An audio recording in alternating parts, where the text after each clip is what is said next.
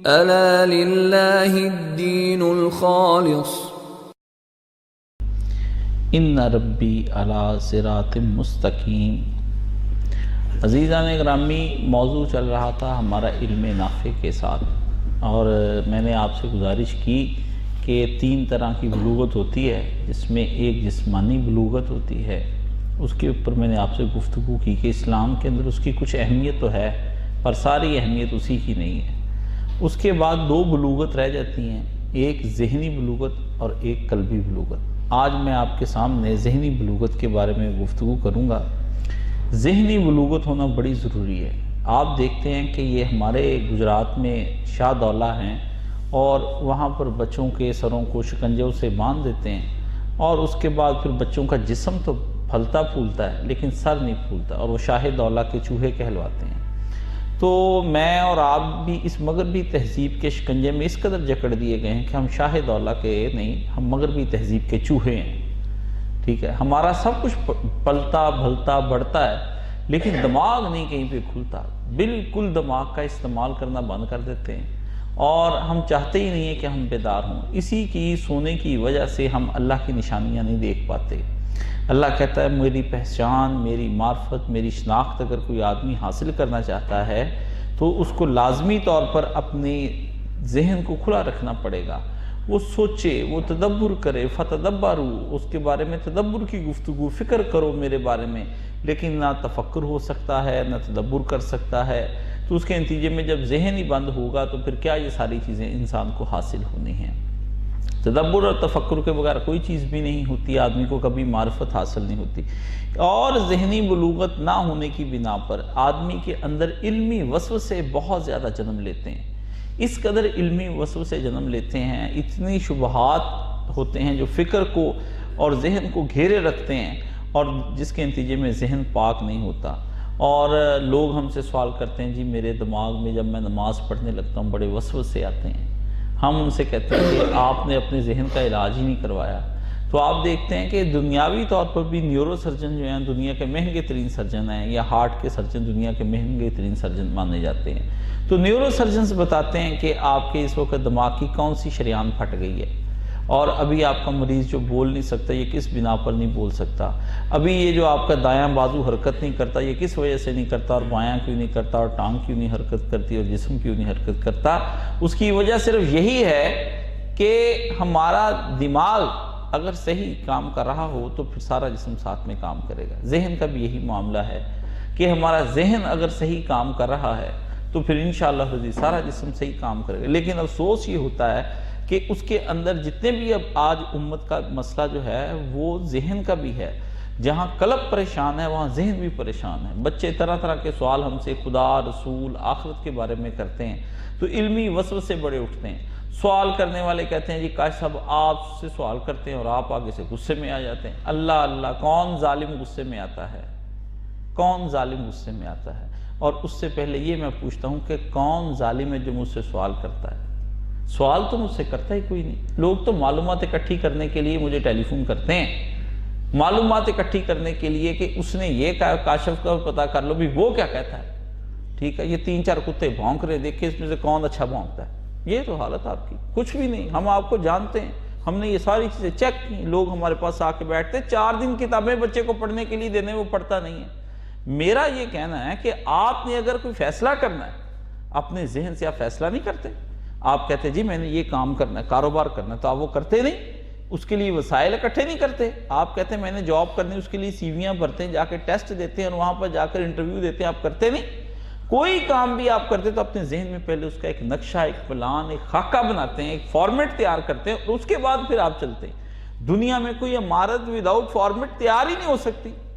دنیا میں کوئی نقشہ اور پلان کے بغیر آپ گھر عمارت بنا ہی نہیں سکتے جس کے آپ مستفید ہو سکیں۔ تو کیا خدا کا دین ہی ایک چیز رہ گئی ہے کہ آپ آتے جاتے ادھر ادھر سے ہم سے پوچھیں؟ آپ کوئی کتاب ہی نہ پڑھیں، آپ کسی کتاب کو ہاتھ نہ لگائیں، آپ مرتب انداز سے ہمارے ساتھ چلیں ہی نہ۔ آپ کبھی راستے میں ہم سے مل جائیں، کبھی نہ ملیں، کبھی جی چاہا آگے، کبھی جی چاہا نہ آئے، من مرضی کی زندگی گزاریں۔ جب آپ کے اوپر پڑ جائے مصیبت، آپ چک اٹھا کے ٹیلی فون ہم کو کر دیں، اور پھر اگر ہم نہ جواب دیں کسی اپنے موڈ میں، دیکھیں نا ہم بھی تو انسان ہی ہیں نا، ہمارے ہزاروں موڈ ہیں، ہم بھی پریشان ہوتے ہیں، ہم بھی خوش ہوتے ہیں، ہمیں بھی بیسیوں کام، لیکن آپ کہتے ہیں ابھی جلد سے جلد جواب دو۔ یہ میں ایک بیماری بتا رہا ہوں کہ جو ذہن کی بلوغت نہ ہونے کی بنا پر آپ جسے سوال کہتے ہیں وہ سوال نہیں ہے۔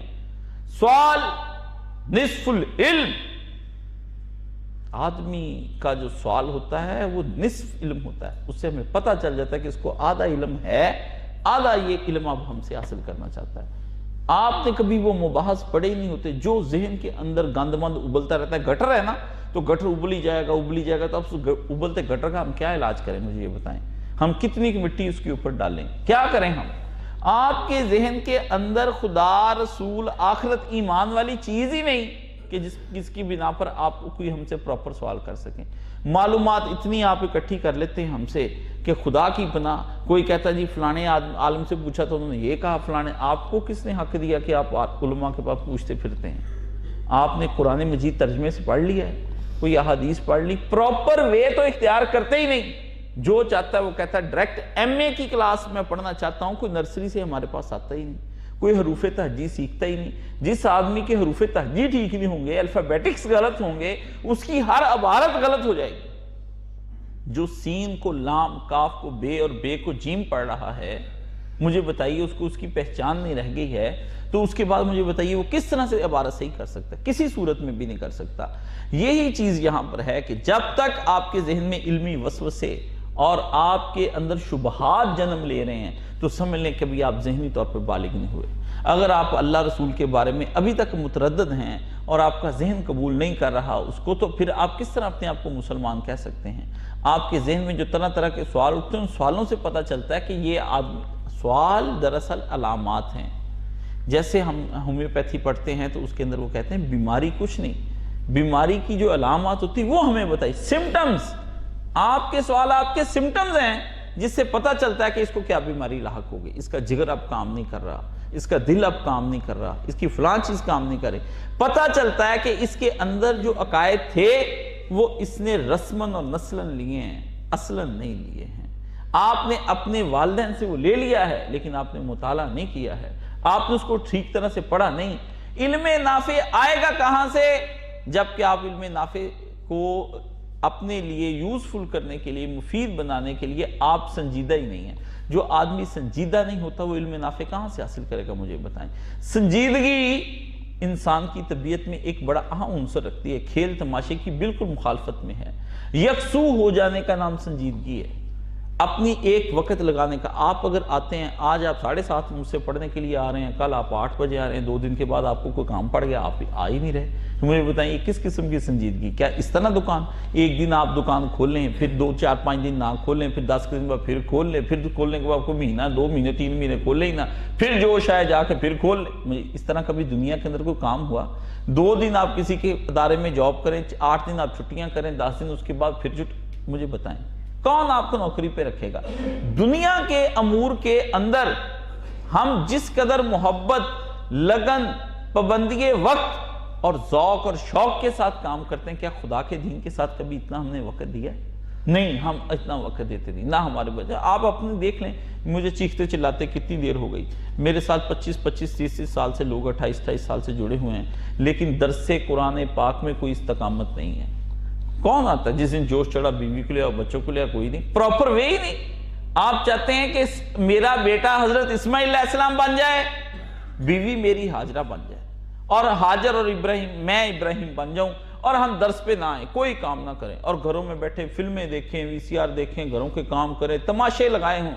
اور آپ کی حالت یہ ہے کہ میرے درس قرآن کی یہ اہمیت ہے کہ میرے درس کے مقابلے میں آپ کو ایک دولت مند بندہ کھانے کی دعوت دینا شادی کی تو آپ کبھی نہ بھولیں۔ آپ بار بار کارڈ چیک کرتے ہیں کہ یار کہیں غلط نہ ہو جائے، ہم دیر سے نہ پہنچیں۔ تو پتہ چلا جب خدا کے دین کی کوئی آپ کے ہاں اوقات ہی نہیں، آپ اسے پرے کاہ کے برابر بھی نہیں اس کو اہمیت دیتے ہیں، تو پھر کس طریقے سے یہ ہو سکتا ہے؟ آپ اور میں کو اگر ایک ذہنی مشق کرنی ہے تو وہ اس کے لیے پراپر طور پر سنجیدگی اختیار کرنی پڑے گی، ایک سیریسنس اختیار کرنی پڑے گی اپنی آپ کو۔ جو ایک باغ ٹوٹ گھوڑا، آپ باغ ٹوٹ گھوڑا سمجھتے ہیں نا، جس کی باغ ٹوٹ جائے، بھاگے جا رہا ہے، وہ جہاں ٹھوکر لگے پھر جو وہ گرے گا تو پھر وہ سیدھا من کا ہی ٹوٹے گا اور ختم ہو جائے گا۔ یہ زندگی کے باگڈور گھوڑے کو آپ نے جو بگھائے جا رہے ہیں، کہیں اس کو روکیں، کبھی اس کو کھڑے ہو کر سوچیں۔ آپ جو کہتے ہیں میں عبادت کی معراج حاصل کرنا چاہتا ہوں، تو عبادت کی معراج کے لیے ایک پراپر وے ہے، اور ہم وہ پراپر وے اختیار نہیں کرتے۔ تو ذہن کی بلوغت ایک آدمی اگر چاہتا ہے تو اس کو اپنی ذہن کی بلوغت کو اپنے آپ کو دلائل کے ساتھ مزین کرنا پڑے گا۔ دلائل کہاں سے آئیں گے؟ ذہن دلائل سے مطمئن ہوتا ہے۔ اللہ نے کہا بینات، ہم دلائل دیتے ہیں، اور وہ بینات کہاں سے آتی ہیں؟ وہ اللہ پاک نے فرمایا وہ تمہارے ان وسوسوں کو اور تمہارے ان شبہوں کو، وہ تمہارے ان چیزوں کو پاک کر دیں گے، اور تمہارا ذہن جو حق بات کا تجزیہ اور تحلیل کر کے اسے فوراً قبول کر لے گا۔ اور وہ جو پاک ذہن ہوتا ہے وہ کبھی مفاہمت نہیں کرتا اور کبھی مصالحت نہیں کرتا۔ دیکھو میں اور تم دنیا کے ساتھ مفاہمت کر کے بیٹھ گئے ہیں، میں اور تم دنیا کے ساتھ مصالحت کر کے بیٹھ گئے ہیں۔ دنیا ہمیں اپنی راہوں پر چلاتی ہے، ہم اپنا دین چھوڑ کر اس کے پیچھے چلے جاتے ہیں۔ کیوں؟ ہم مفاہمت کے قائل ہو گئے، اس کو آج تک اپنے دین پر لے کے 8 صدیاں گزری یہاں پر مغلوں نے حکومت کی اس ملک کے اندر۔ آپ دیکھیں کہ 8 نسلوں کے اندر مغلوں نے کنجریوں کو اپنی بیویاں بنا لیا، مشرق عورتوں کو اپنی بیویاں بنا لی، جس کے نتیجے میں اکبر کے بعد پھر مشرق خون آ گیا، پورے قلعے کے اندر مشرق خون پھرتا ہے۔ اور پھر اس کا نتیجہ کیا نکلا؟ انہوں نے مشرق بچوں کو جنم دیا۔ ان کے ہاں پھر کیا؟ مشرقوں کے ہاں موسیقی اور لہو و لعب، شراب اور عورت وہ ان کے ہاں آ گئی۔ اور 8 صدیوں کے بعد جب ہم نکلے تو پھر یہ ہوا کہ غیر مسلموں کی، سکھوں کی، عیسائیوں کی، ہندوؤں کی تعداد ہم سے زیادہ تھی، حکمران ہم تھے، مسجدیں ہماری تھیں، باغ دوڑ ہمارے ہاتھ میں تھی، اور دنیا کے اندر اقلیت بھی ہم ہی تھے۔ یہ ہوا نتیجہ آپ کے ہاں نکلا۔ آپ کے عقائد انہوں نے نہیں مانے، آپ نے مصالحت کر لی۔ آج آپ دیوالی مناتے ہیں، ہولی مناتے ہیں، ویلنٹائن ڈے مناتے ہیں۔ آپ کی عید الاضحیٰ اور آپ کی عید الفطر کو کسی نے برابر کی وقت بھی نہیں دی کہ یہ بھی کوئی تہوار ہوتا ہے، چلو آؤ ان کے ساتھ ملا لیں۔ ایک سوال ہے، آپ کے ہاں کے بچے سیکولر لبرل ہو گئے، وہ یہ کہتے ہیں کہ آئیں ہمیں رواداری اختیاری کرنی چاہیے اور ہمیں کافروں کے ساتھ مل کر چلنا چاہیے۔ آپ نے یہ آج کر لیا۔ کسی کافر نے کبھی رواداری کے لیے کبھی آپ کے ساتھ کہا کہ ہمیں آپ کا قرآن مجید بیٹھ کر پڑھ لینا چاہیے؟ آپ رواداریوں پر آ گئے، آپ مصالحتوں پر آ گئے، آپ مفاہمتوں پر آ گئے۔ کیوں؟ آپ کے اپنے ذہن میں اپنا دین پختہ نہیں تھا۔ آپ کے اپنے ذہن میں پختہ دین ہوتا تو آپ ان کے ساتھ مصالحت کرتے، آپ ڈٹ جاتے۔ مجھے بتائیے آج آپ مسلمان ہیں، آپ پر پتھر کیوں نہیں پڑتے؟ رسول خدا نے یہ دین بتایا قرآن مجید کا، تو رسول کو کیوں پتھر پڑے؟ مجھے بتائیے۔ محمد عربی صلی اللہ علیہ وآلہ وسلم سے زیادہ دل نشین گفتگو کرنے والا آدمی مانے نہیں جانا ہے۔ رسول سے اعلیٰ اخلاق کسی کا نہیں ہے، لیکن اس قدر اعلیٰ کردار، اخلاق، اچھی گفتگو کے باوجود وہ کیا دین تھا کہ جس کی وجہ سے وہ صادق اور امین آدمی کے اوپر بھی پتھر اٹھانے پر مجبور ہو گئے؟ بتاؤ وہ کس لیے تھا؟ اس کی صادقیت اور اس کی امینیت پر پوری دنیا گواہ تھی، اور اس نے ان لوگوں سے اقرار لیا تھا پہاڑ پر چڑھ کر کہ کیا میں صادق اور امین ہوں؟ لَبِثْتُ فِي عُمْرِكُمْ، میں نے ایک عمر، قرآن مجید میں بڑا پیارا آیا، بہت پیارا آیا، اس سے بڑھ کر انہوں نے کہا میں نے تمہارے درمیان ایک عمر گزاری ہے، تم جانتے ہو مجھ سے کہ میں صادق اور امین ہوں؟ کہا ہاں ہیں اللہ کے رسول۔ سب کہہ رہے ہیں ہاں تو ہو، تم صادق اور امین ہو۔ فرمایا مجھ سے کوئی خوش گفتار، مجھ سے خوش کردار، خوش اخلاق کوئی ہے نہیں، تو پھر میں جو بات کہتا ہوں اس کو کیوں نہیں مانتے؟ مطلب لوگ مجھ سے اگر کہتے ہیں جی قاضی صاحب ذرا سخت مزاج کی اس لیے بات نہیں مانتے، میں پوچھتا ہوں ابو جہل سے پوچھے کہ اس نے رسول خدا کی بات کیوں نہیں مانی؟ چھوڑو ابو جہل کو، وہ تو دور پار کا رشتہ دار تھا رسول کا۔ ابو لہب گھر کا چچا ہے، اس کے سامنے 40 ایئرز محمد عربی صلی اللہ علیہ وسلم کے گزرے ہیں، وہ نبی پر ایمان نہیں لے کر آتا۔ کس لیے لے کر نہیں آتا؟ یہ بات مجھے بتانی چاہیے نا۔ آپ کو یہ موضوع ڈسکس کا تھا جس کو امت نے ڈسکس نہیں کیا۔ کبھی آپ نے آج تک نہیں سوچا بھی حق بات کو نہ ماننے کی وجہ کیا تھی؟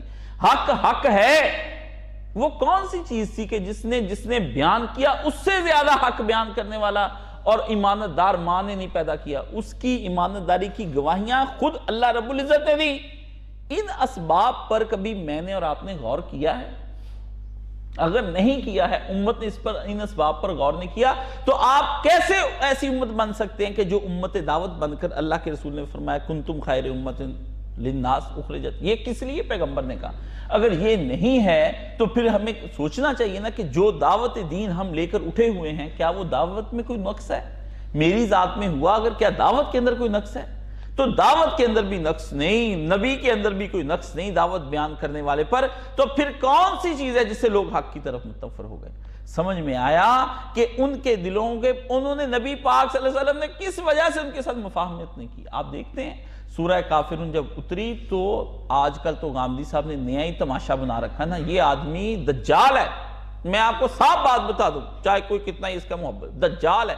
جو اسلام کا حلیہ یہ بگاڑ سکتا تھا نا اس سے بگاڑ دیا، برباد کر دیا، اور لوگ اس کی شیریں گفتاری اور اس کے اوپر پڑے ہوئے ہیں۔ صاف تو قرآن مجید کہتا ہے یا ایھا الکافرون، اوے کافرو بات سنو ہماری۔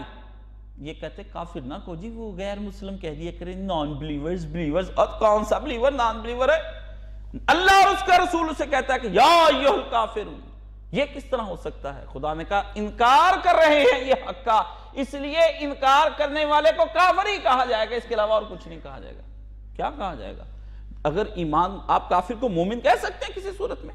آپ کہہ سکتے ہیں کافر کو یا یہ اللہ، جو ایمان لایا وہ ایمان والا ہے، جو ایمان نہیں لایا وہ کافر ہے۔ سیدھی بات، قرآن فیصلہ کر رہا ہے۔ اگر قرآن کو یہ کتابیں کہتے ہیں جی اس زمانے کے لیے یہ محدود تھی تو روک دیتا نا، اس زمانے تک محدود تھی تو اللہ کر دیتا بند بھی یہ وہ آیتیں ہیں جو اس زمانے تک محدود ہے، باقی قرآن مجید تم پڑھ لیا کرو، نکال دیتے۔ جب ہمارے کام کی کوئی شے نہیں، اس زمانے تک کی محفوظ ہمارے کام کی نہیں، وہ ابھی ہمیں دی کیوں ہے؟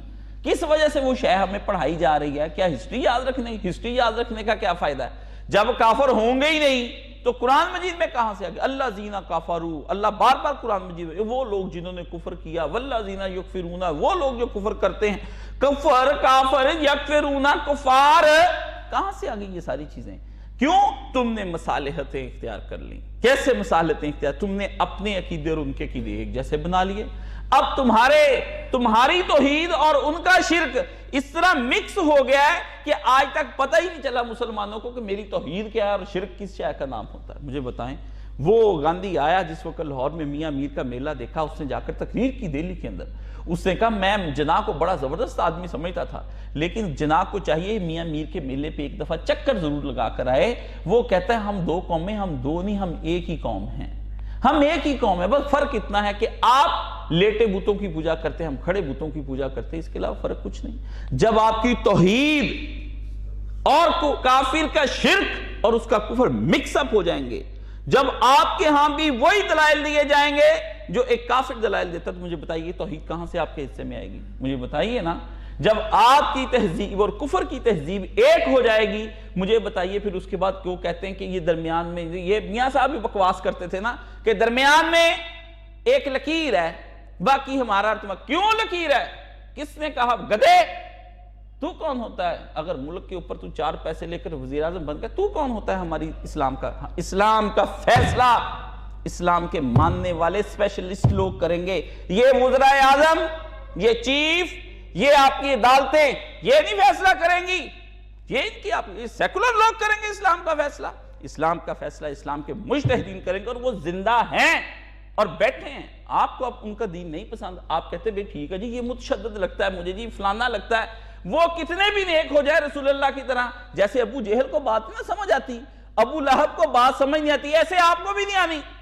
آپ اپنے ایمان کی خیر منائیں، ان کو کچھ نہ کہیں جی وہ مر گئے، جی وہ ٹیررسٹ ہیں، جی بہت زیادہ متشدد ہے، آپ کو متشدد لگتے، تو اپنا نرم دین اللہ کے ہاں پیش کریں، پھر تجھے پتہ لگ جائے گا۔ یہ جو متشدد اور سافٹ امیج تو بنانا چاہتا ہے نا، اللہ کہتا ہے ہاں دیکھ محمد عربی صلی اللہ علیہ وسلم کا سافٹ امیج، اور اس سافٹ امیج کے باوجود وہ لوگ دین قبول نہیں کرتے۔ کس لیے؟ اس لیے جس آدمی کا ذہن پاک نہیں ہوگا وہ مصلحتوں پر آمادہ ہو جائے گا، وہ کہے گا ٹھیک ہے جی ہم مصلحت اختیار کرتے ہیں، کچھ آپ آگے بڑھیں کچھ ہم آگے بڑھتے ہیں، پھر مل ملا کے کچھ نہ کچھ آئے پیغمبر کے پاس، کیا لے کر آئے؟ انہوں نے پیغمبر سے کہا عورت ہے، دولت ہے، حکومت ہے، بتائیے آپ اس میں سے کیا چاہتے ہیں؟ تو آپ کو پھر کرنا پڑے گا۔ آپ کہتے ہیں نہیں جی مسئلہ، پیغمبر نے اللہ سے کہا نہیں، میرے تم دائیں ہاتھ پر سورج اور بائیں پہ چاند رکھ دو، میں کبھی کسی زندگی وقت میں بھی مڑنے والا نہیں ہوں، زمین و آسمان کی دولتیں میرے ہاتھ میں رکھ دو، میں مڑنے والا ہوں؟ یہ ہمارا المیہ ہے کہ ہم نے اپنے ذہن کو جب پاک نہیں کیا ہے تو پھر ہم مصالحت سے آشنا ہو جاتے ہیں، پھر ہم مفاہمتوں پر آ جاتے ہیں کہ ٹھیک ہے کچھ آپ کر لیں کچھ ہم کر لیں، کوئی نرمی پیدا کر کے ملی سی بات ہم کر لیں۔ یہ رلنا ملنا، یہ گھلنا ملنا، یہی تو تمہیں تباہی کے دانے پر لے آیا ہے۔ یہی تو تم کہتے ہو، اور آج بحثیں چل نکلی کہ فلاں چیز کا جو کھانا ہے وہ کھانا چاہیے۔ بات تو سیدھی تھی، کتنا کٹیڑا پن ہے اس بات میں۔ اگر خدا بھی اپنی بات سیدھی نہ کر سکے، میں نے کیا پڑھا، ان ربی علی صراط مستقیم آیت، جب اس وقت میں نے یہ پڑھی نا سورہ ہود کی، مجھے استاد جی یاد آ گئے۔ میں وہاں کے حجرے میں بیٹھا تھا، جب میں ان سے پوچھا، میں نے کہا یہ کیا آیت ہے، ان ربی علی صراط مستقیم؟ واہ واہ واہ واہ، اللہ ان پہ کروڑوں رحمتیں کرے۔ جب سمجھایا 1.5-2 گھنٹے لگ گئے اتنی بات پہ۔ آپ کہتے خطبہ 1.5 گھنٹہ مغرب سے لے کر عشاء تک اسی بات پہ چلتا رہا کہ ان ربی علی صراط مستقیم۔ پھر بات پہ ہوا کہ تجھے چھوٹا سا 13 سال کا میں جس وقت یہ سوال پوچھا کہ یہ کیا میرا خدا سیدھے راستے پر ہے؟ ہمیں تو یہ ہونا چاہیے تھا کہ اہدنا الصراط المستقیم۔ اللہ کہتا میں سیدھے راستے پر ہوں، تو یہ سیدھا راستہ کیا ہے؟ اللہ نے فرمایا بات تو سیدھی ہے۔ اگر خدا بھی ٹیڑھی میڑھی باتیں کرے گا اور وہ بھی آپ کو قرآن مجید کی وجہ سے آپ کو ٹیڑھی طویلیں کرنی پڑیں گے، سیدھی تو بات کی وما الا لغیر اللہ، جو اللہ کے غیر اللہ کے نام پر دو گے اس کو راضی کرنے کے لیے، اس کو تقرب کہہ لو، وسیلہ کہہ لو، کچھ کہہ لو، نام بدلی جاؤ، جو غیر اللہ کے نام پر ہوگا وما الا لغیر، سور ہے، خنزیر ہے، کھانا حرام ہے، وہ مردار ہے، وہ خون ہے، بات ختم ہو گئی۔ آپ اللہ کے علاوہ کچھ کہیں، کوئی نئی بات آپ لا کر بتائیں، وہ ختم ہو جائے گی۔ بات سیدھی ہوتی ہے، اپنی وجہ سے اندر من حرامی اور حجتیں ڈھیر اندر ہوتا ہے نا، بیسیوں باتیں کہ اس بات کا کچھ کہیں۔ اور استخارے آپ جتنے مرضی کر لیں، میں کہتا ہوں استخارے کرنے کے بعد بھی جدھر آپ کا دل چاہتا ہے کام آپ نے وہی پٹھا کرنا ہے، آپ نے ہٹنا ہی نہیں ہے۔ خدا کہتا ہے کہ دین کہتا کہ استخارہ کر لیں، استخارہ غلط آ جائے تو دوبارہ کر لیں، دوبارہ کر لیں۔ دین تو مجھے کہتا ہے کہ استخارہ کر لیں، استخارہ مطلب کرنا ہے تو دوبارہ کر لیں، دوبارہ کر لو استخارہ، پھر استخارے پہ استخارہ، جب تک اپنی من کی مرضی سامنے نہ آ جائے اتنی دیر تک بات نہیں ماننی، ہٹنا ہی نہیں۔ اللہم اغفر لی واختر لی بھی پڑھی جانا اور اس کام کے پیچھے بھی پڑے رہنا۔ یہ کس قسم کے تماشے ہو رہے ہیں؟ اسلام اللہ اور اس کے رسول کے ساتھ تماشے ہو رہے ہیں؟ کہہ تو دیا تھا کہ استخارہ کر، دعا کر، برا لگے کام چھوڑ دے، ہٹ جا اس کام سے، تیرے دین اور معاشی دنیا سے نہیں کر ہی جانا ہے، بار بار مہمیں سر کر کے رکھنی۔ اللہ کہتا کر کے دیکھ لے پھر تیرا استخارہ بھی۔ یہ استخارے ہو رہے ہیں میرے ساتھ، دھوکہ کرتا ہے، ایک طرف مشورہ مانگتا ہے، دوسری طرف سے تو کہتا ہے کرنی اپنی مرضی میں نہیں۔ اس لیے دین کے ساتھ مفاہمت آ جاتی ہے، آپ کی بات سیدھی سادی ہوتی کہ کافر ہیں ہم، مسلمان ہیں بس، اور آپ یا مسلمان ہیں، درمیان والی کوئی سٹیج نہیں ابھی تک آئی دنیا کے اندر جو اللہ پاک نے کہا کہ تھوڑا سا تم یہ کر لو، تھوڑا سا وہ کر لو۔ عورت صبح ایک کلپ دکھا رہے تھے، اس نے کہا ہم مسلمان انسان ہونے سے پہلے جو اپنے عقیدوں سے پہلے اپنے عقیدوں سے پہلے ہم اپنے اندر دل رکھتے ہیں۔ نہیں، دل کی کس چیز کا نام ہے پوچھے، دل ہی تو عقیدہ ہے، یہ دل ہی تو ہے۔ نہ سنگ و خشت کے درد سے ورنہ آئے کیوں، رونا کس شے کا نام ہے؟ آنکھ کا کام ہے؟ نہیں، دل کا کام ہے۔ وہ دل کے اندر ہی تو درد ہوتا ہے، یہ تو درد کے اظہار کے ظرف ہیں۔ پانی ہے، پانی کو آپ جہاں مرضی ڈال لیں، وہ دل میں ڈال لیں، دماغ میں ڈال لیں، آنکھ میں ڈال لیں، آنسو درد کی کیفیات کے باہر آ جانے کا نام دل ہے۔ کہ میرا دل پھٹا جا رہا ہے تو وہ درد کی کیفیت ہی تو باہر آتی ہے، وہ ظرف اس کو سما نہیں سکتا ہو رہا۔ ہاں تو فرمایا مصالحتیں اختیار کر لیتے ہیں۔ آپ دیکھتے نہیں باپ بڑے بڑے نیک ہیں، متقی ہیں، جماعتوں کے امیر ہوتے ہیں، اولاد ان کو مجبور کر کے نا 30 سال کے بعد، اسی شہر میں ہوا ہمارا، 30 سال کے بعد باپ کو مجبور کر کے اولاد نے کہا مہندی کرنی ہے اور اس کے بغیر میں نے شادی نہیں کرنی، نہیں تو جا کے تو خود کر لے۔ باپ پھنس گیا، شادی کے دن زبان دے چکا تھا ان کو، اس کو 30 سال کی ریاضت کے بعد بیٹے کی بات ماننی پڑی، ساتھ بیوی بھی مل گئی، بعد میں بیچارے نے رکنیت سے استعفیٰ دے لیا۔ مصالحتیں کرنی پڑ جاتی ہیں، مفاہمتیں ہمیں کرنی پڑ جائیں گی۔ جب تم اس ماحول میں رہو گے نا، پھر یہ لائٹیں، یہ چیزیں، مجھے سب بیان میں بھی کرتا ہوں۔ مسجد نبی کا بیان کس کو اچھا نہیں لگتا؟ وہ ٹوٹی پھوٹی مسجد ہے، رسول پاک صلی اللہ علیہ وسلم کی چھت، اس کی کوئی پوری لینٹر نہیں پڑے ہوئے تھے، زمین پر اس کے صحابہ کرام سجدے کرتے، ماتھے جل جاتے تھے، لیکن تم جاؤ گے اس مسجد میں سننے کے لیے؟ ان کا مولوی صاحب کے بعد جب تک یہ تمہیں چیزیں مصالحتیں کرنی پڑ گئی، میرے جیسے آدمی کی 2 زبانیں ہو گئی. کس نے کرائی؟ تم نے کرائی نا. کون ہے؟ مجھے کہتے جی عمل کرو. میں نے کہا چلو میرے ساتھ نکلو، آؤ میں تمہیں یہاں سے 50-200 کلومیٹر دور لے جاتا ہوں، ایک گاؤں کے اندر رہو میرے ساتھ. جیسے رسول خدا کوئی مادہ ہوتا ہے، یہ بھی چھڑائیں اور وہ بھی ادھر بھی نہ جائیں. سبحان اللہ. آپ ہیں دوغلی عوام، کل انام بل ہم ازل، جو جانوروں کی طرح کی زندگی گزارتے بلکہ ان سے بھی بدتر ہیں، اور جو ان کو تنبیہ کر ان پہ الزام لگاتے ہیں. یہ مفاہمتیں آ جاتی ہیں. ہم جیسے لوگ بھی مفاہمتوں پر اتر آتے ہیں. ہم بھی عدالتوں کے اندر جب جائیں گے ہمیں بھی لکھنا پڑ جاتا ہے جی ہاں جی آپ تو میلاڈی ہیں، اصل میں تو ہم سے غلطی ہوگی، الفاظ نکل گئے توہین عدالت کے. جب وہ بلا لیتے ہیں بات وہی ہوتی جو باہر کی ہوتی ہے کہ یہ بدماش اور لچے اور لفنگے ہیں، اور کہتے ہیں جو ہم کہیں گے وہ قانون. سن لیا دنیا نے، جو ہم کہیں گے وہ قانون ہوگا. لعنت ہے. تم کیسے قانون بن سکتے ہو؟ ابھی 4 دن کی تو بات ہے، اترو گے تو پتہ لگ جائے گا قانون کیا ہوتا ہے. یہ خدا ہے جس کے احکامات قانون. نبی محمد صلی اللہ علیہ وسلم بھی قانون نہیں. سن لو، قانون صرف اللہ رب العزت کی ذات وہ ہے. حضور پاک صلی اللہ علیہ وسلم تو پہنچانے والے ہیں قانون کے، مقنن نہیں. نبی کریم صلی اللہ علیہ وسلم نہ رسول اللہ خدا صلی اللہ علیہ وسلم تو دین کو شارع نہیں، بلکہ بحث ہوئی علماء نے، اور اتنی تھی موٹی الموافقات اور شاطبی کی کتابیں لکھی گئی ہمارے ہاں، اس پہ بحث ہوئی کہ نبی ہوتا کیا نبی قانون بناتا ہے؟ انہوں نے کہا نا نبی قانون نہیں بنا سکتا، قانون صرف اللہ رب العزت بناتا ہے. نبی اس قانون کو پہنچاتا ہے اور دنیا پر زور کے ساتھ قوت کے ساتھ پہنچانے کے بعد پھر اس کا جب وقت آتا ہے نافذ بھی کر دیتا ہے اور اس کو چلا کے بھی دکھا دیتا ہے. یہ بحثیں ہوئی. ہمارے ہاں مفاہمت تو جو عقلیں آپ کی عقلیں مفاہمتوں پر آ جائیں، مصلحتوں پر آ جائیں، وہاں پر شبہ نہیں اٹھنے تو اور کیا اٹھنا ہے. آدمی کی راتوں کی نیند اس کی برباد ہو جاتی ہے جب وہ اپنے آپ کو اس زمانے میں، یہ منافقت کی ہی تو چلن ہوتا ہے. ہاں اس دل کو پھر اس ذہن کو کون سنبھالے؟ اس ذہن کو پھر ایک شے ہے، ایک شے سنبھالتی، وہ ہے وحی الہی. اللہ نے انسان کے بھی بنانے سے پہلے نون والقلم وما یسرون، ہائے ہائے ہائے ہائے، سبحان اللہ سبحان اللہ. حدیث مبارکہ سناؤ کبھی لطف آ جائے، آپ وجد میں ہو جائیں. اللہ نے فرمایا میں نے سب سے پہلے قلم کو پیدا کیا. میں نے کہا لکھ ہوئے قلم، لکھ. قلم نے پہلے لکھنا شروع کیا اور اس قلم کو کہا لکھ کہ میرے غضب پر میری رحمت بھاری رہے گی. کس لیے یہ بات کہی؟ اسی جملے کے اندر اس زمین و آسمان کل کائنات کا فلسفہ چھپا خدا نے کیوں بنایا، کس لیے بنایا اور کس طرح یہ دنیا چل رہی. دہریے کو یہ بات ہی سمجھ نہیں آئی، اس کو پتہ ہی نہ چلا بھی پہلا جو فکرہ لکھا تھا اسی تو فکرے نے سب جہان آباد کر دیا. یہ جو تم کو سمجھ نہیں آتی، کہتے ہو اللہ میرے ساتھ کیوں ظلم کر رہا ہے، تجھے سمجھ ہی نہیں آئی ابھی تک تیرے ساتھ کیوں ظلم کر رہا ہے. تیرے ساتھ تو ابھی ایسی ہونی چاہیے تھی، کتے کی طرح تجھے ذلت دینی چاہیے، پر جو ابھی نہیں نہ دے رہا تجھے، یہ صرف اس کی رحمت کی بنا پر. ورنہ جتنے تو نے کارنامے سارے انجام دیے نا اپنی تنہائیوں میں، وہ سارا جانتا ہے. اور تیرے جیسے بدکار اور عیاش کی ایک ایک رمق کو جانتا ہے. ابھی تو سزا کچھ بھی نہیں شروع ہوئی، ابھی تو ہونی چاہیے تھی. تو بڑا نافرمان بنا پھرتا ہے، گستاخ، حد ادب. تو نے اپنے آپ کو کیا سمجھ لیا؟ وہ تو قلم نے لکھ دیا اور کہا لکھ دے، مجھے جب بھی غصہ آ گیا تو میں الٹا کے رکھ دوں گا سارا. لیکن سامنے میرے لگا رہے ہم وقت پتہ چلے کہ نہ غصہ نہ کری بندوں پر، یہ بندے ہیں، کمزور ہیں، عاجز ہیں، یہ خواہشات میں لپٹے ہوئے ہوں گے. کہیں مصلحتیں آ جائیں گی، کہیں مفاہمتیں آ جائیں گی، کہیں یہ جکڑ دیے جائیں گے، یہ کہیں پھنس جائیں گے.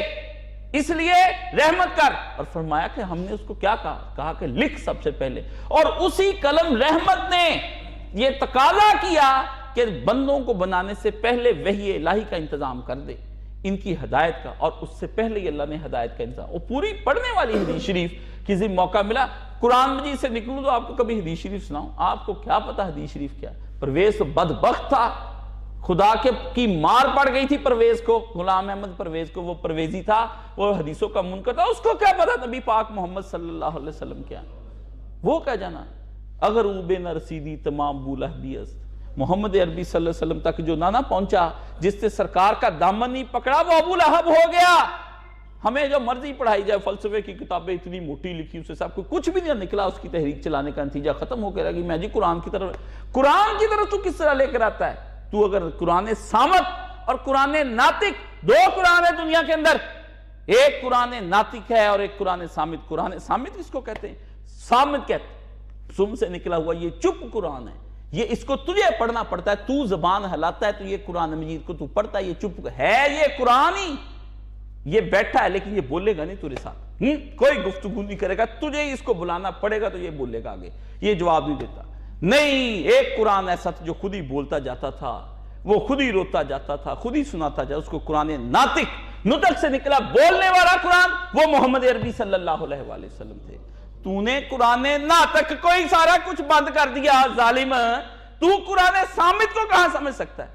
قرآن صامت اپنی تشریح کے لیے قرآن ناطق کا محتاج ہے۔ سنو، اگر تم قرآن ناطق کو صامت کو سمجھنا چاہتے ہو تو تمہیں قرآن ناطق کی طرف رجوع کرنا پڑے گا، وہ بتائے گا کہ یہاں اس لفظ کے معنی کیا ہیں اور اس کے معنی کیا نہیں ہیں۔ اس کی زبان حق ترجمان ہے، حق جو کہتا ہے، یعنی اللہ جو کہتا ہے۔ حق ترجمان کس کو کہتے ہیں؟ کہ اللہ جو فرماتا ہے اس کو محمد عربی صلی اللہ علیہ وسلم ترجمہ کر کے تم کو سناتا ہے۔ اللہ اکبر اللہ، تم حق کے متحمل ہو سکتے ہو؟ یہ دل متحمل ہے محمد عربی صلی اللہ علیہ وسلم جیسے دل ہیں؟ یہ دماغ محمد عربی صلی اللہ علیہ وسلم جیسا ہے؟ آپ پیغمبر علیہ السلام جیسے نہ دل، نہ دماغ، نہ جسم، نہ آنکھ، نہ ہاتھ، نہ پاؤں، نہ زبان، کچھ بھی نہیں، تو اس پر قرآن کہاں سے آ سکتا تھا؟ اس زبان حق ترجمان حق نے نبی محمد عربی صلی اللہ علیہ وسلم کو چنا اور آپ علیہ السلام کے قلب پر قرآن اتار کر کے ناطق زبان کے نطق سے کہلوایا۔ اور کیا کہا اس کے اندر جب نطق پہ آئی گفتگو؟ وَمَا يَنْتِقُ عَنِ الْهَوَىٰ إِنْ هُوَ إِلَّا وَحْيٌ يُوحَىٰ۔ سنو، یہ جو نطق ہے، یہ جو زبان حرکت کر رہی ہے محمد عربی صلی اللہ علیہ وسلم کی، یہ قرآن ناطق ہے، اور یہ قرآن ناطق کے گردا گرد پہرے ہیں۔ یہ خواہش نفس سے کبھی گفتگو نہیں کرا، جب بھی کرے یہ ہماری وحی کی وجہ سے تم پر گفتگو کرتا ہے۔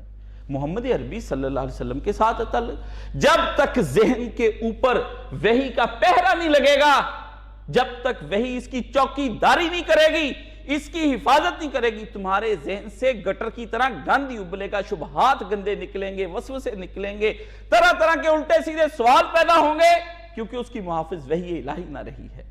اب دیکھتے ہو تمہیں اس کی مثال سادہ کیا ہے؟ ابراہیم نے اتنی ہی تو بات کہی تھی کہ بیٹا میں تجھے ذبح کر رہا ہوں، اور اسماعیل علیہ السلام نے کہا یا بطیف المتومر۔ کس لیے کہا؟ لڑکا تھا، لڑکے کے اندر سے سوال اٹھنا چاہیے تھا کہ دیکھو ابا جی آپ کس لیے مجھے ذبح کرتے ہو؟ جوان لڑکا ہے، آخر کو لڑکے کا ذہن تھا۔ جس بچے نے کہا ابا جی یہ کر دیجئے، اللہ نے فرمایا جب وہ بھاگ دوڑ کرنے لگا، اللہ اکبر اللہ اکبر، سینس آ گئی، اس کو باپ کے ساتھ معاونت کرائی جاتی ہے۔ یہ جو گھروں میں ہڈیاں توڑ کر بیٹھے ہوئے نا، باپ کام کر رہے ہیں، بڈھی مائیں اٹھ کے کام کر رہی ہیں، لڑکیاں آوارہ، میں جی کالج سے پڑھ کے آئی ہوں امی میں تیرے لیے کیا پکاؤں؟ ڈنڈے مارو ان کو، کالج کس لیے بھیجتے ہو تم لوگ؟ یہ اس کو جا کے سے سبق سکھانے اپنے سسرال والوں کو، وہاں پہ انگریزی سنانی ہے یا کیمسٹری پڑھانی ہے اس نے جا کے؟ اس نے تو ایک نسل کی تربیت کرنی ہے، امانت، اور امانت کے اندر یہ خائن تب ہو جاتی ہے، وہ علوم پڑھ کر جاتی ہے جو علوم کبھی بھی بچے کی تربیت کے اندر عمل دخل اس کا کوئی نہیں ہوتا۔ کیمسٹری سے بچہ کیسے پالے گی؟ کیا اس کے اندر کوئی کیمیکل ڈال کے اس نے بچے کو پلانے؟ فزکس سے کیا کرے گی؟ ٹیکسٹائل انجینئرنگ سے کیا کرے گی؟ سوال ہے نا میرے، تم بتاؤ نا، بچیوں کو پڑھاتے ہو، یہ علوم پڑھاتے ہو، مجھے بتاؤ یہ کیا پڑھ کے، یہ انگریزی لٹریچر ایم اے میں پڑھنے کے بعد وہاں شیکسپیئر سنانا ہے اس لڑکے کو؟ مجھے بتائے نا، یہ ایک سوال ہے جس سے ماں کی تربیت غلط ہوئی تو کہاں پہ جا کر قیامت ٹوٹی کہ آج تمہاری نسلیں آوارہ ہو گئیں، بدماش ہو گئیں، عیاش ہو گئیں، بدکار ہو گئیں، اجتماعی گینگ ریپ اکٹھے کر کے ایک لڑکی کو لا کر سوروں کی طرح استعمال کر کے اس کو پھینک جاتے ہیں۔ بتاؤ یہ کہاں سے آیا؟ یہ کہاں سے علم آیا؟ یہ اس ماں کا دیا ہوا علم ہے جس ماں کو تم نے سائنس پڑھائی تھی، جس ماں کو تم نے فزکس پڑھائی تھی، کیمسٹری پڑھایا تھا، بایولوجی پڑھائی تھی، بڑی قیمتی تم نے چیزیں پڑھائیں اس ماں سے، وہ بچے کو پال نہ سکی، ایک بچہ نہ بنا سکی، اور تمہاری 14 صدیاں گزر گئیں، تمہارے ہاں کہیں اسماعیل نہیں نظر آتا ہے، کہیں اسماعیل نہیں۔ میں نے کسی سے کہا، آپ نے مجھے پوچھا کہ کاشی صاحب بچے کا نام کیا رکھے؟ میں نے کہا اسماعیل رکھ دو۔ پہلے تو ہمیں فون کر کے پوچھتے، پنگا لیتے میرے سے کہ بھئی تم نے، آپ بتاؤ، میں جب فون کر کے بتاتا ہوں، مشورے کے طور پر بتاتا ہوں، پھر کہتے نہیں یہ تو پرانا نام ہے، کوئی اور بتائیں ہمیں نام۔ انا للہ و انا الیہ راجعون۔ کبھی اسماعیل جیسے بھی ماں نے بچے جننے تھے؟ اوے کوئی آسان ہوا ہے اسماعیل؟ اوے اس کی ماں کے کیا کہنے اور اس کے باپ کے کہنے کہ جس کے اسماعیل کے بنائے کعبے پہ آج لاکھوں لوگوں جا جا کے روئیں، اس کے بنائے کعبے کے اندر رب کی شناخت کو ڈھونڈیں، جہاں بڑے بڑے پی ایچ ڈیاں اور بڑے بڑے فلاسفر اپنے گردا گرد طواف کریں، جس کی ماں نے اس کی ایڑیاں رگڑتی ہوئی کو دیکھ کر جبریل ایڑی مار کر آب زمزم نکال دے، فرشتے کو جو بچہ ایسا ہو کہ اس کے رونے، کراہنے، چیخنے، چلانے پر ماں تو ہوئی حق بھی وہاں بے قرار ہو گیا، حق بھی بے قرار ہو گیا۔ حق نے اس کو بھیجا زمین پر فرشتے پر جو اس سے زیادہ مقرب رسول کریم روح الامین۔ اللہ نے قرآن مجید میں جو باتیں کہی ہیں حضرت جبریل کے بارے میں تم سوچ نہیں سکتے۔ کبھی تعارف جبریل کا موقع ہے تم کو میں بتاؤں جبریل ہے کیا، زمین و آسمان کانپ اٹھے اس جبریل کو بھیجا کہ بچہ ہے ننھا، اس کے رونے کی آواز سن کر اگر ہاجر بھاگتی ہے جس نے کہا تھا خدا مجھے کبھی ضائع نہیں کرے گا، اس کے بیٹے کے لیے ماں ریڑی اور صحراؤں میں سے وہ چشمہ نکال دے کہ جس کے اوپر دنیا کے 7 سمندر قربان کر دیے جائیں پھر بھی اس پانی کے برابر نہ ہو سکے۔ کس بات کی بات کرتے ہو، ایسی بات کرتے ہو؟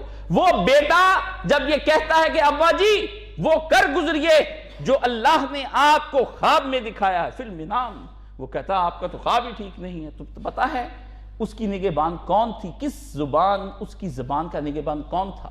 اس زبان کی نگہبان وحی الہیہ تھی جس کے قلب پر اتر تھی، اس کو ابراہیم علیہ السلام کہتے ہیں۔ بیٹے کے ذہن میں وحی کا پہرا پہلے دن سے ابراہیم نے لگایا ہوا تھا، اس قدر زور کا۔ جب باپ کنجر رات کو فیس بک پہ سوئے گا، کتاب الہی بیٹے کے سامنے نہ کھلے گی، وہ اپنے ابا جی کو تلاوت کرتا ہی نہیں کبھی اس نے دیکھا، کبھی اس نے ماں کو صبح کے وقت تلاوت، نہ ماں پہرا لگا سکی نہ باپ پہرا لگا سکا۔ اللہ اللہ اللہ، قرآن مجید تو وحی الہی تھا، ہمارے ذہنوں کی حفاظت کرنے والا تھا، ہماری نسلوں کے فکر اور شبہات کو ختم کر دینے والے تھا۔ تجھ سا مظلوم میں کہاں سے لے کر آؤں؟ تاکوں میں سجایا جاتا ہوں، ہاتھوں پہ اٹھایا جاتا ہوں، تعویذ بنایا جاتا ہوں، کس اس میں مجھ کو بھار نہیں اور کس اس میں میری دھوم نہیں۔ کس جگہ پر عرصوں پر کہتے ہیں اس سے تلاوت کا آغاز کرو جی، اس سے تلاوت کا آغاز کرو۔ یہ بھی کل ہی ایک موسیقی کی کتاب، اس کے اوپر لکھا ہوا اللہ کرے پوری دنیا میں میری دعا ہے موسیقی پھیل جائے، آمین آمین ثم آمین، لعنت اللہ علیہ کہ تیرا نبی کیا۔ اور سیدزادے میں لکھی سید ولایت حسین شاہ، دیکھو سیدوں پر قیامت آ گئی۔ وہ سبوک سید ہے کہ آپ کو دیکھتے اینکر پرسن ہے لگایا ہوا کہ توہین رسالت پہ غامدی صاحب کے ساتھ میں فرانا، میں نے کہا سیدزادے او سیدزادے، اقبال کا وہ کلام پڑھ جو اس نے ایک نظم لکھی، ایک مغرب زدہ فلسفے زدہ سیدزادے کے نام ہے، میں ازل کا مناتی تو ازل سے، میں کہتا ازل سے لاتی اور مناتی سو مناتی، تو ازل سے نبی محمد صلی اللہ علیہ وسلم کا بچہ، میں بتوں والا، میرا کشمیری پنڈت ہے نا اقبال کے بڑے، کہتا میں بت خاندان میں فلسفہ جہاں سے شروع ہوتا ہے وہاں سے پیدا ہوا، میں محمد عربی کی توحید کا قائل ہو کر کے، میں اس کی رسالت کا قائل ہو کر کے ادھر کو، تو سیدزادہ ہو کر کدھر کو جا کر گر گیا۔ سیدزادوں پہ تو قیامت آ گئی اس دنیا کے اندر۔ تم نے اپنی اولادوں پر پہرا ہی نہیں دیا، جب پہرا ہی نہیں دیا تو مجھے بتاؤ کس طرح سے؟ ابراہیم علیہ السلام نے اپنی بیوی اور اس کے ہاجر نے مل کے اس بچے کے گرد وحی کا پہرا لگا دیا، صبح شام ابراہیم فی صحف ابراہیم و موسیٰ پڑھتے ہو تم۔ جس طرح قرآن مجید اترا تھا نا، اسی طرح ابراہیم علیہ السلام پر صحیفہ اترا، پورا ایک قرآن طرح کا ایک قرآن تھا جو ادھر اس وقت ابراہیم علیہ السلام پر اترا، اور اللہ نے اسی کی شکل کا دوبارہ بنا کر محمد عربی صلی اللہ علیہ وسلم کے اوپر اتار دی۔ کیسی دیکھو بات ہے، فی صحف ابراہیم و موسیٰ، ابراہیم کو ہم نے صحیفے عطا فرمائے تھے، اللہ اکبر، وہ کھول لیتا جب وہ صحیفے ہمارے پڑھتا، وہ اپنے باپ سے کیا صحیفوں کے اندر لکھا ہے نا، ما ھذہ تماثیل، اے ابا جان یہ جو آپ نے مورتیاں بنائی ہوئی ہیں یہ کیا ہیں کہ آپ ان کے سامنے بیٹھے رہتے ہیں۔ وہ جب قرآن اپنا صحیفہ پڑھتا، آذر لرزتا اپنے گھر میں باپ کہتا او بند کر دو، کیا تھا؟ نار دیوتا کا پنڈت تھا، وہ ادھر بھجن گائے کوئی، ادھر قرآن مجید جب پڑھا جائے تو فرق نہیں ہوگا۔ جب اس نے اپنے بھجن شروع کیے، ادھر سے ابراہیم نے قرآن مجید شروع کر دیا، اللہ اللہ اللہ، کیا بتاؤں اس ابراہیم کے کیا کہنے، اس کو اپنے قلب کے اندر زور کے ہتھوڑے برستے ہوئے محسوس ہوئے، اس کو اپنا ذہن پاش ہوتا ہوا آذر کو، ابراہیم کے باپ کو محسوس ہوا۔ اس نے کہا جو بھجن میں پڑھتا ہوں خدا کا، جو تعارف میں کرتا ہوں، آج اس کے مقابلے میں ابراہیم ایک تعارف پیش کر رہا ہے۔ آپ دیکھیں دو تعارف جس وقت خدا کے پیش ہوں، کون کہتا ہے یہ رام رحیم تے مولا کی میں کی جانا ہے رول؟ کفر ہے. اگر بلے شاہ نے بھی کہا ہے تو کفر ہے. چھوڑو. کون ہیں یہ لوگ؟ یہ کہاں سے کفر کی اور جہالت کی آوازیں آتی ہیں؟ وہی کچھ لیں گے ہم ان سے جو محمد عربی صلی اللہ علیہ وسلم کے تابع ہو کر کہا گیا ہے. جس کو سرے منہ انحراف ہوا، بال برابر بھی جو محمد عربی سے ہٹا، ہمارا وہ کچھ نہیں لگتا. خدا اس پر معاف کرے، اس کی جہالت سے اس کو معاف فرمائے. اللہ نے کہا نہیں قرآن مجید میں کہ بے جہالتن، اگر تم کچھ جہالت سے کہہ دو تو خدا اس کو معاف کرنے والا ہے. ہم جہالتیں مانتے ہیں، علم نہیں، یہ غلطی بھی نہیں، یہ گناہ بھی نہیں، یہ جہالت ہے، جہالت ہے، جہالت ہے.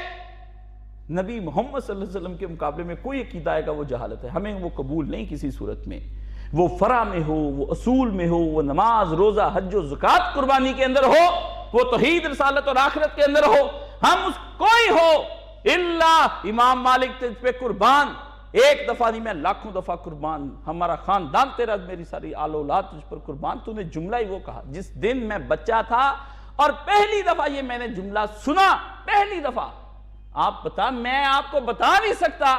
ایسے لگتا تھا کہ آج محمد عربی صلی اللہ علیہ وسلم کی محبت کی، نبوت کی رحمت مجھ پہ کھل کے برس گئی. ایک ایک جسم کا حصہ سرشار تھا. کئی دن اس خوشی سے میں بچپن میں ادھر ادھر پھرتا رہا. امام مالک رحمۃ اللہ علیہ جس وقت درس حدیث دیتے تو مسجد نبوی میں درس حدیث دیتے تھے، وہیں تو رہتے تھے، کہیں تو جاتے ہی نہیں تھے. مدینہ شریف میں اتنی دور تک ہی جاتے تھے باہر چھوڑنے کے لیے کہ جتنی دیر تک مسجد نبوی نظر آتی رہے. بس بھائی یہاں سے اللہ حافظ، آپ جائیں، میں ادھر واپس مسجد نبوی میں. 70 دفعہ امام کے پاؤں کو بچھو نے کاٹا درس حدیث میں. رنگ متغیر ہوا. شاگرد نے پوچھا حضور رنگ متغیر ہوتا رہا؟ فرمایا 70 دفعہ بچھو نے کاٹا. درس حدیث دے رہا تھا، میں اٹھ نہ پایا. میں نے کہا محمد عربی صلی اللہ علیہ وسلم اندر سے وہ کپڑے پہن کر آتے، خوشبو لگانی، اعلیٰ کپڑے رکھے ہوئے. کہ لوگ پوچھتے یہ کپڑے کس لیے پہنے؟ آپ تو سادہ پہنتے. فرمایا نہیں، آج محمد عربی صلی اللہ علیہ وسلم کا ذکر ہوگا. اللہ اللہ اللہ. لوگ جسموں کو پاک کریں، تم توہین رسالت کے فیصلے سنا کر ان کے دل و دماغ کو گندا کر دو ظالموں. یہ ہوتے تھے ہمارے وقت کے امام، جسٹس ہوتے تھے. ان کے بنائے ہوئے فیصلوں کو کوئی چیلنج کر سکتے؟ ان کو جسٹس کہتے ہیں. بے دین، بے راہ، ظالم لوگ. حکمران بھی ظالم، منصف بھی ظالم، دوسرے تیسرے بھی ظالم. ہر ہمارے اوپر ظالم ہی لگ گئے. کیا ایک طرف ہی تمہاری نگاہ جاتی ہے اور طرف نہیں جاتی؟ توہین کرتے ہوئے ابھی کیا ہو رہا ہے؟ حکم دیا اس وقت امام مالک سے کہ اتنا اشارہ کرتے جب نماز جب پڑھتے، کہتے ہر شخص کی بات لی بھی جا سکتی ہے، رد بھی کی جا سکتی ہے. پھر آخر میں عربی زبان کا وہ جو فکرہ ہے، پھر کیا کہتے؟ ٹکڑا اتنا سے سن لو اور وہی ایمان ہے. انگلی کا اشارہ کرتے اور رسول پاک کے حجرے کی طرف ہوتا. کہتے الا ھذا صاحب القبر، یہ صاحب قبر ہے جن کی ہر بات لینی ہی پڑے گی، اس کے علاوہ رد نہیں کی جا سکتی کسی. ہر بندے کی بات لی جاتی. اس نے کہا الا ھذا صاحب. جس دن میں نے یہ سنا، اور آج بھی جب میں کسی عالم محقق کے منہ سے یہ سنتا ہوں، مجھے واللہ اس سے پیارا جملہ رسول پاک کی عزت و تقریر کا لگتا ہی نہیں. ماننی ہے. یہ وہ جبر ہے کہ جس کا پٹا مجھے ڈالنا ہے، اور میں فخر کروں گا اس پر کہ محمد عربی صلی اللہ علیہ وسلم کی محبت کا پٹا میرے گلے میں پڑا ہو. یہ امتیاز ہے میرے لیے. میں اسی پٹے کی نسبت سے تو قیامت کے دن پیش ہوں گا. اسی وجہ سے تو مجھے بلایا جائے گا. این المحمدیین، کہاں ہیں جو محمد کے ماننے والے؟ ذرا سامنے تو آئیں. اللہ اللہ اللہ. رسول نے فرمایا میری محبت کے پٹے ڈالنے والا دور سے دیکھ لوں گا میں. یہ میرے ہی تو عاشق چلے آ رہے ہیں، یہ میرے ہی پروانے چلے آ رہے ہیں. بارگاہ حق میں نرمی تب آئے گی، خدا کا غضب تب ٹھنڈا ہوگا جب وہ ٹھنڈی ٹھنڈی نورانی پیشانی زمین پر لگے گی. پھر کاروائی کا آغاز ہوگا. وہاں ابراہیم بھی بیٹھا ہے، اسماعیل بھی بیٹھا ہے، یوسف بھی ہے، یعقوب بھی ہے، آدم بھی ہے، ادریس بھی ہے، شیس بھی، ذوالکفل بھی ہے، عیسیٰ بھی ہے، موسیٰ بھی، سلیمان بھی ہے، داؤد بھی ہے، یونس بھی ہے، یوسف بھی ہے. سب ہیں وہاں پر بیٹھے. سب جرت نہیں کسی کی ہوگی بارگاہ الہی میں دم مار جائے. یہ پیشانی اور لسان دو تو چیزیں ہیں محمد عربی صلی اللہ علیہ وسلم کی. ایک پیشانی مبارک جھک جائے گی سجدے کے لیے، ایک زبان حق ترجمان سے تسبیحات حمد و ثنا اللہ کی بارگاہ میں شروع ہو جائیں گی. اسی کی بنا پر تو پورے کھربوں لوگوں کی قسمت کے فیصلوں کا آغاز ہونا شروع ہو جائے گا. آپ کیا بات کرتے ہیں؟ الا ھذا صاحب القبر فاشارہ. اس طرح اشارہ فرماتے. مسجد نبوی میں مجھے آج بھی منبر پر بیٹھے ہوئے حضرت امام مالک رحمۃ اللہ علیہ نظر آتے ہیں کہ جب وہ اس طرح اشارہ کرتے ہیں. میں نے دیکھا وہاں پر بیٹھ کے، میں نے خود اپنے آپ کو سیٹ کر کے دیکھا کہ اگر میرا رخ اس طرح بنے تو انگلی کا اشارہ یہاں سے کتنی دور کے فاصلے پر بنتا ہے. اللہ اکبر اللہ. تم تو جاتے وہاں ریاض الجنہ میں 2 نفر بڑے بھاگ بھوگ آئے نا، میں لے جاؤں تم کو جگہ جگہ دکھاؤں، تمہیں ایک ایک ذرے کا مزہ چکھاؤں، محبت الہیہ وہاں سے میں تمہارے اندر بھروں، اور میں اس دنیا سے وہاں سے کمک لے کر آؤں اور لے کر اس پاکستان میں شام آ کر بتاؤں بھی کس طرح سے ہم اپنے آپ کو وہاں سے سرشار کر کے لائیں. اور کام عمرے کرنے کوئی آسان ہے؟ آپ علیہ السلام کے ریاض الجنہ ہو، ممبر رسول پاک صلی اللہ علیہ وسلم ہو، قبر نبوی ساتھ ہو، حجرہ نبوی میں نبی استراحت فرما رہے ہوں، ایک اشارہ اس طرف ہو رہا ہو، اللہ اللہ، اور صاحب قبر کا صلی اللہ علیہ وآلہ وسلم. ہاں تابع کیا. ابراہیم علیہ السلام نے اپنے بیٹے کے گردا گرد وحی کا پہرا لگایا. وحی کا پہرا، وہ پہرا پہلے اس نے اپنی بیوی ہاجر کے ذہن میں لگایا، ہاجر کے ذہن کو چلایا. بیوی کے بغیر آدمی کچھ نہیں ہے. سن لو میری یہ بات، تم اگر نسلیں تمہاری بگڑتی ہیں تو تمہاری بیویوں کی وجہ سے بگڑتی ہیں. تم اپنی بیویوں کو درس قرآن پر لاتے نہیں، نسلیں سیدھی ہونی نہیں. چاہے تم جنید بغدادی بن جاؤ نا، یہ ٹھیک نہیں ہونی. یہ کھانا 2 دن کا 4 دن کا چھڑوانا پڑے گا، اس کو زبردستی لانا پڑے گا. وہ جو گھر میں پال رکھی نا، جس کی روٹی تم دیتے ہو، کپڑے اس کو دیتے ہو،